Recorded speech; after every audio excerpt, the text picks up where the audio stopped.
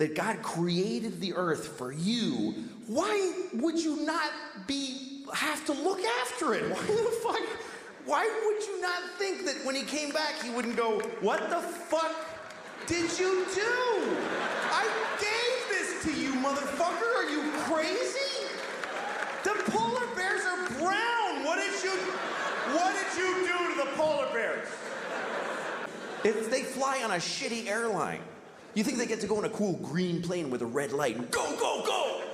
No, they just go to Delta and they just wait in line to go to a war. And they always fly coach. I've never seen a soldier in first class in my life. It could be a full bird colonel. He's between two fat guys in coach. And they're always nice. I've never seen a soldier get on the plane like, hey, I'm in the army. Fuck you. I have a gun. They're always like, oh, yes, sir. Thank you very much, ma'am. It's like having an extra flight attendant. They help everybody put their shit up. They're awesome. And every time that I see a soldier on a plane, I always think, you know what? I should give him my seat. It would be the right thing to do. It would be easy to do, and it would mean a lot to him. I could go up to him, hey, son. I get to call him son. Hey, son, go ahead and take my seat. Because I'm in first class, why? For being a professional asshole. I'm in first class because I talk about babies with big dicks. That's what got me my seat. This guy is giving his life for the country, he thinks, and so he has to say, but that's good enough. That's good enough. The fact that he thinks it. I'm serious.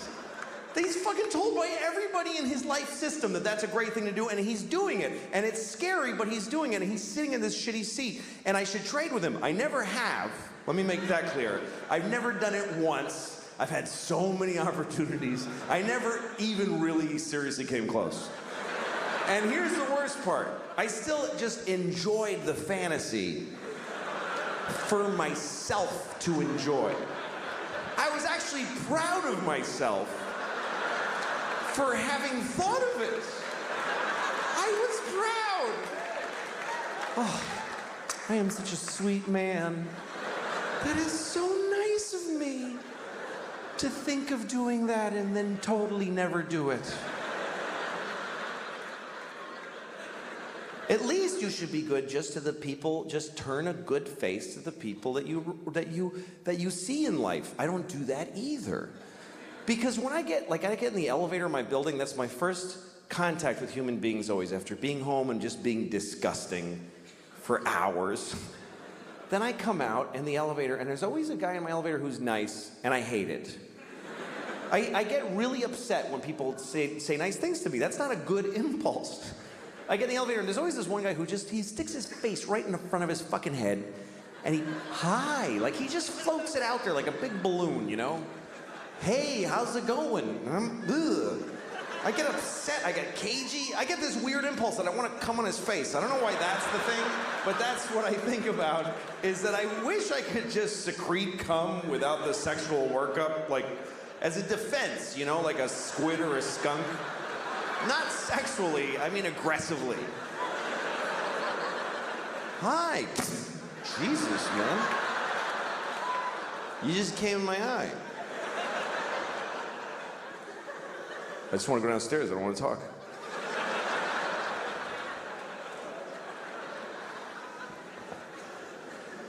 All right, this is going a little off the rails. I don't remember what I was trying to say. I'd like to be a better person. I would. I'd like to be a better person. And I think I'm getting worse as a person.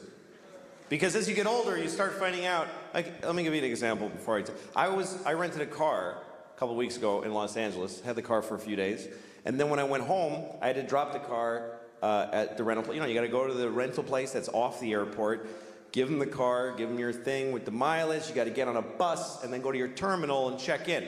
I was late, and I was worried about missing my flight, so I knew I had no time to do any of that. So I never did this before, I just drove my car right to the terminal, and just left it there. And I got on the plane. And once I was on the plane and I had a little moment, I called Hertz and I said, hey, listen, your car is sitting out in front of Terminal 4 and the keys are in it. So that's where it is. And the guy was like, you can't do that. You have to return it to this location and then get... And I go, well, I didn't do that already. And now I'm leaving California. So if you want your car, you need to go to that place where it is. And he was like, oh, Jesus, man. All right, we'll get it. And that was the end of it. And I realized I could do this every time. Every time I rent a car, because of course they want you to do all that shit. But if you don't, they still want the car back. They're gonna send a dude. You could drive a car till you don't want it, just get out of it while it's moving and just walk away. Well, I don't feel like being in that car any longer. Just call her, it's hi, your car is drifting into the intersection of 28th and Broadway. If you're interested, it's now your problem. But see, this is a terrible realization because you should act in a way that if everybody acted that way, things would work out. You should, because it would be mayhem if everybody was like that. And most people kind of don't care. Most people are very selfish. Most people don't give a shit what happens as long as they get to do their favorite thing. People don't even want to back off from their favorite thing. They won't even do their second favorite thing. Like, you ever seen somebody like they're at an intersection and they want to make a left, but they're in the all the way right lane because they messed up. So now okay, here's the guy. He's in the right lane and there's a lot of cars, like 6th Avenue, like a lot of cars, and he wants to make that left. So what does he do? He just does it anyway. He just goes ahead and he just shoves his car through everybody's life without any... And everybody's beep, honking and outraged, and you always see the guy go, I have to. There's no other possible thing I could do. What else could I do except go up one more block and then go left and take 4 seconds? That's not my favorite way, though. That only meets 99% of my criteria. But I'm selfish. I would like to be a better person because I got kids, and I want to, pass on a better. But sometimes it's not clear what the right thing is to do. Like one time, I threw a candy wrapper on the street, and I didn't do it like yeah. I just take that shit street. I did it because I was like shaking. I wanted the candy.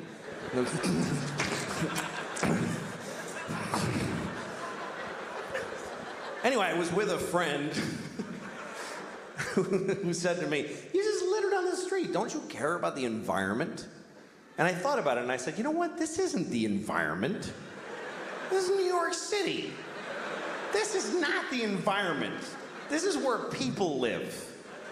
New York City is not the environment. New York City is a giant piece of litter.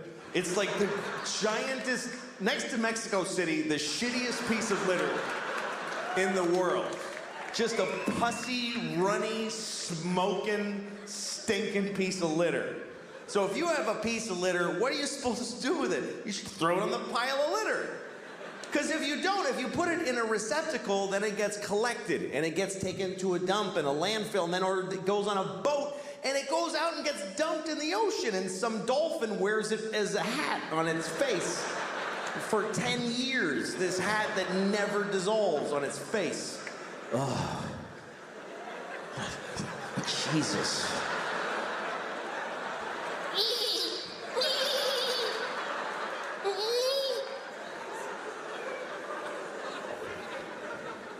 I mean, everything that we introduce to the world is shitty. Meaning white people. Because I really think that white people are from like another planet. Because when we came to America, it was so nice.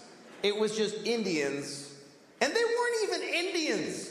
We called them that by accident, and we still call them that. Like we knew in a month that it wasn't Indians, but we just don't give a shit. We never correct it.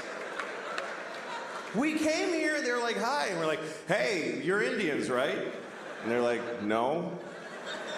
No, this is India, right? No, it's not. It's totally other place. You're not Indians? No. Ah, you're Indians. You're Indians for hundreds of years after.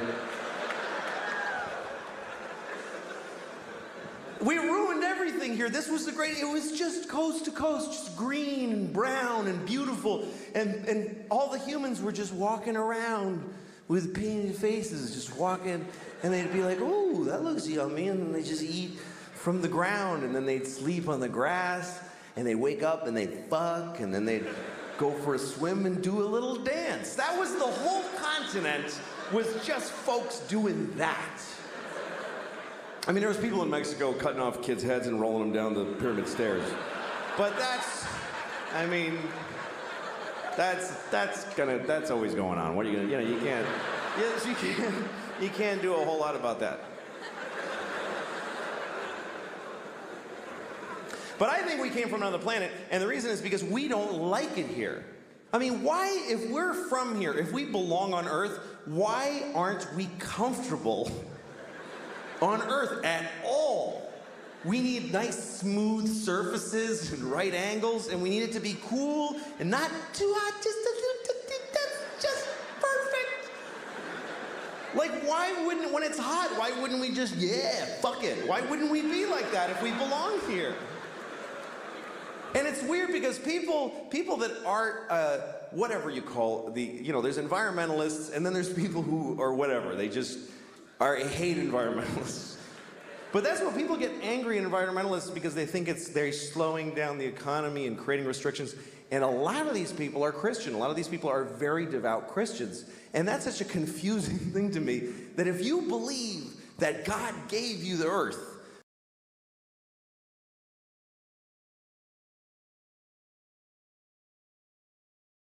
that God created the earth for you, why would you not have to look after it? Why would you not think that when he came back, he wouldn't go, what the fuck did you do?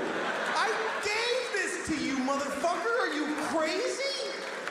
The polar bears are brown. What did you do to the polar bears? Did you shit all over every polar bear?